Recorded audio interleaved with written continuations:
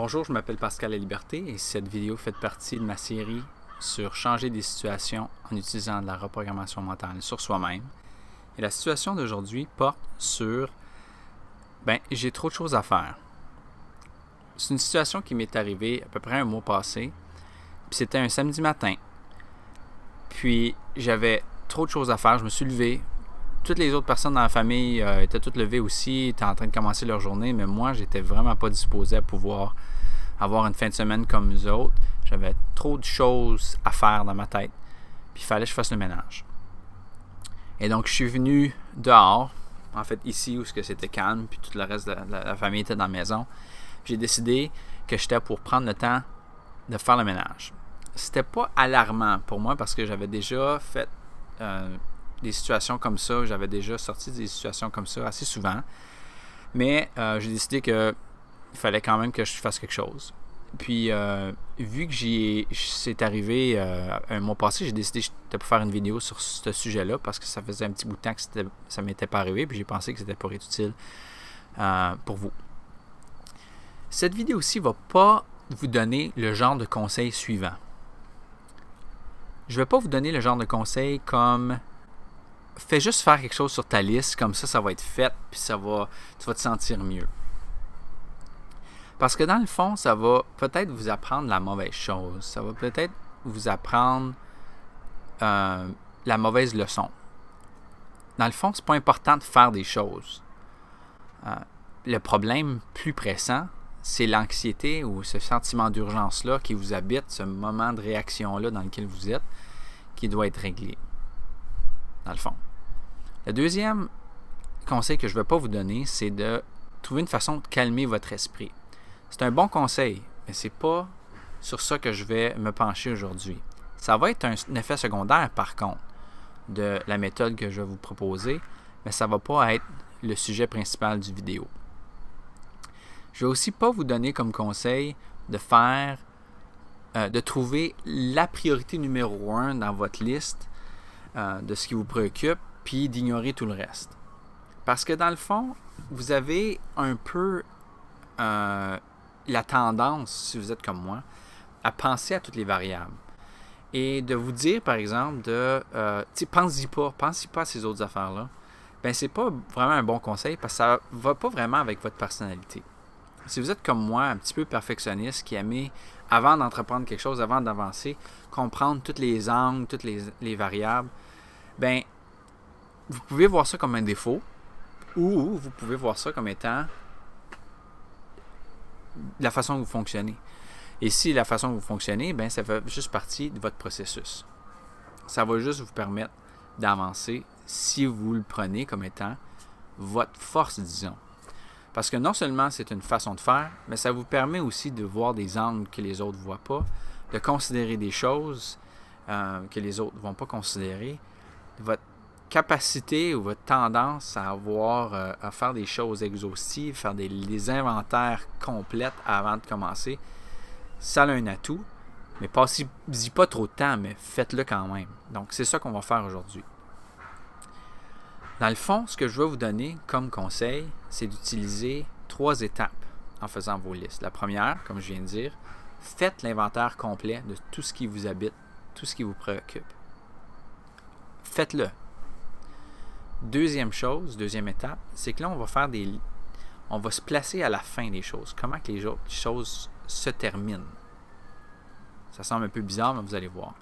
La troisième étape, et ça va vous plaire si vous êtes un peu perfectionniste, c'est de faire des listes qui vont sonner parfaites, qui vont être à point. Donc, changez et améliorez vos listes jusqu'à temps qu'elles soient parfaites. Ça, c'est la troisième étape. En bout de ligne, ce que vous allez avoir, c'est des listes have done ou des listes j'aurai. Ce que ça, c'est des listes, une des 2 listes qui forment les techniques de reprogrammation mentale que j'enseigne dans cette série-ci que je suis en train de faire. La deuxième genre de liste, c'est la liste des modèles mentaux. En fait, on va se tourner sur ce genre de liste-là pour commencer. Et ce genre de liste-là va vous permettre de voir ce qui se trouve dans l'inconscient, Donc, en ce moment, vous avez commencé votre samedi matin avec de l'anxiété, avec un sentiment d'être trop plein d'idées ou bien trop... Vous ne pouvez pas y arriver. Vous êtes clairement dans un moment de réaction et le côté émotionnel est en train de prendre le dessus.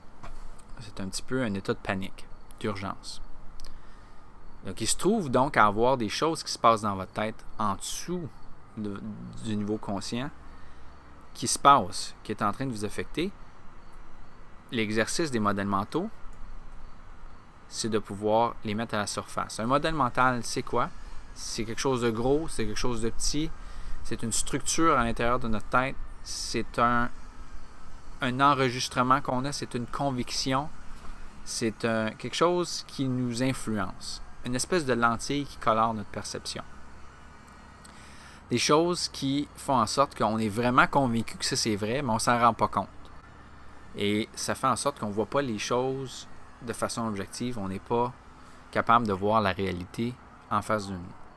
On est essentiellement otage de nos modèles mentaux, à moins qu'on en fasse le ménage, puis on les identifie. Donc la première étape là-dedans, c'est d'identifier nos modèles mentaux, c'est ça qu'on va commencer avec dans l'exercice. Donc, je dresse une liste de mes modèles mentaux, et ça commence comme suit avec le premier. Je me sens comme si je passe 15 à 20 minutes à faire cet exercice et à faire des listes, les autres dans la famille vont se demander où est-ce que je suis. Peut-être. Ils vont penser que je suis encore en train de travailler, de penser au travail. Puis, fait que là, tu vois, tu es en train de te répondre. Tu es en train d'identifier des choses qui se passent dans l'inconscient. Ça fait du bien de les mettre. Et après ça, tu peux te répondre comme si tu avais une discussion de coach avec toi-même. À moins que je passe la fin de semaine à travailler, je ne vais pas reprendre le dessus.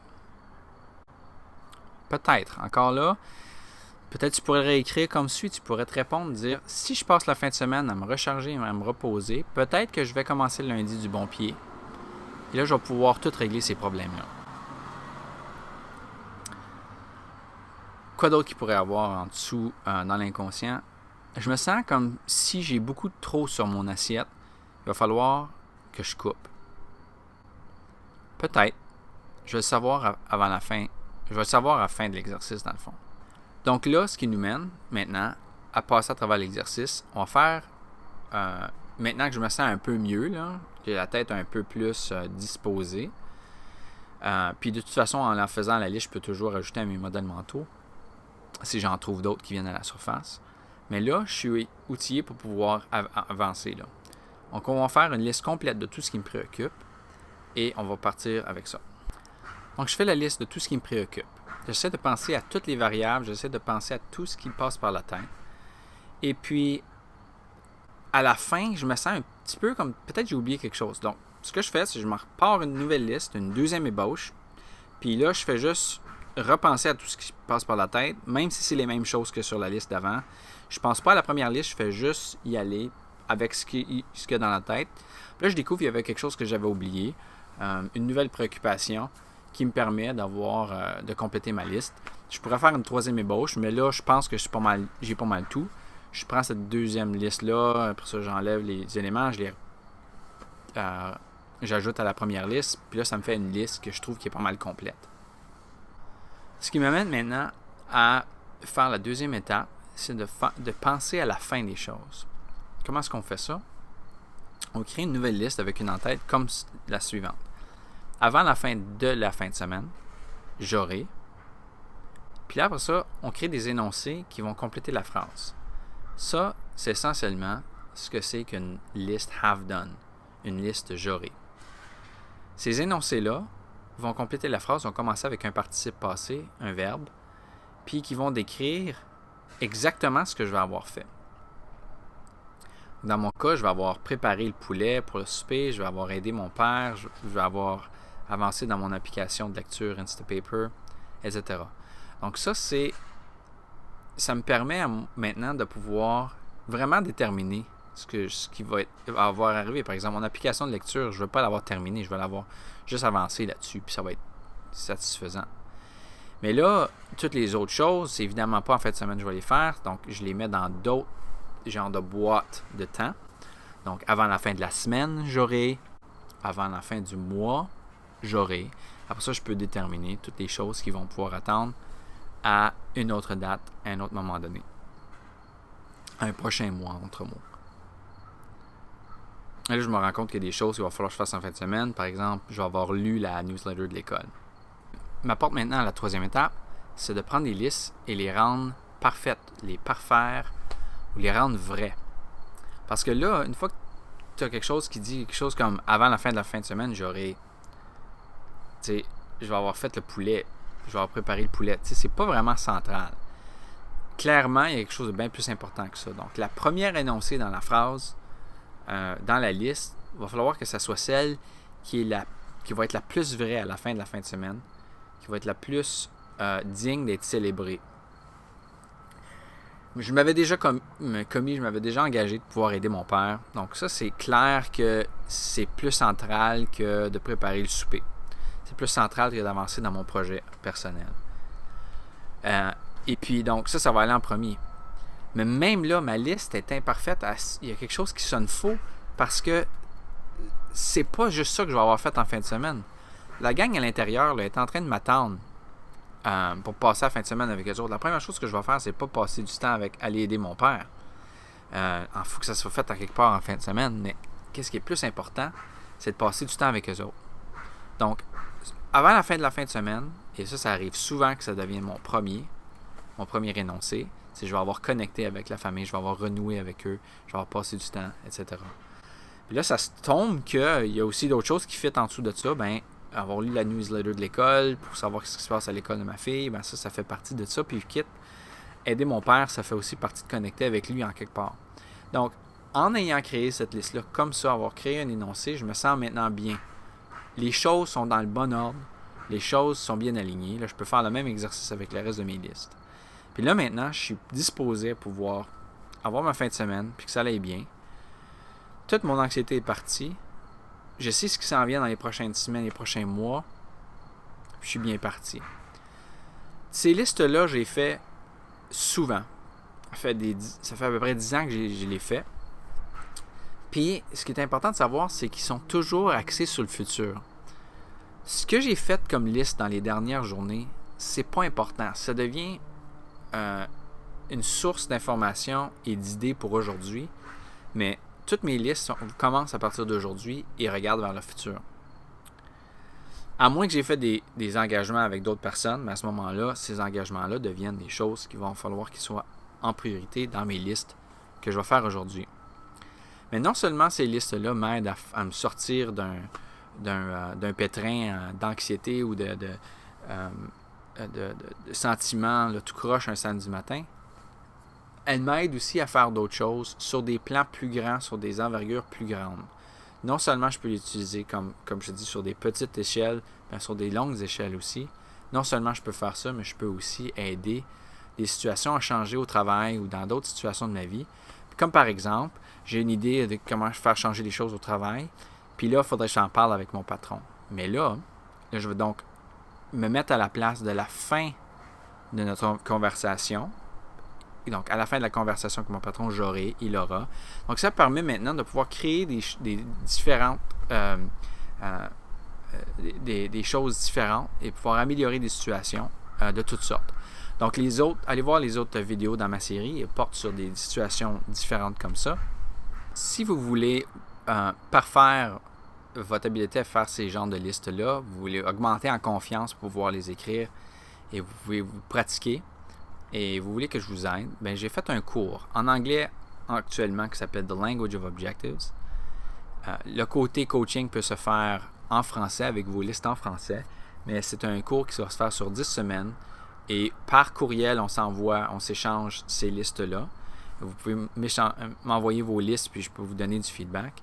Et aussi, sur les 10 semaines, je vous envoie un exemple, au moins un exemple par semaine, de différentes situations qui va devenir un peu le terrain sur lequel on va pouvoir avoir nos discussions sur comment aborder ces différentes situations-là dans votre vie. Peut-être qu'il y en a qui sont similaires aux vôtres.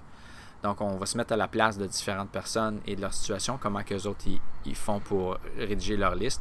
Et puis, vous pouvez également faire la même chose de votre côté. Donc, si vous êtes intéressé dans le cours, vous allez trouver un lien vers le cours dans la description du vidéo ci-bas. Et de toute façon, je vous souhaite que la prochaine fois que vous allez avoir une situation comme ça, où est-ce que vous êtes pris en otage par votre sentiment que vous en avez trop à faire, vous allez pouvoir avoir les outils pour pouvoir vous sortir du pétrin, de pouvoir préparer votre fin de semaine et pouvoir la passer avec ceux-là qui vous sont chers. À la prochaine.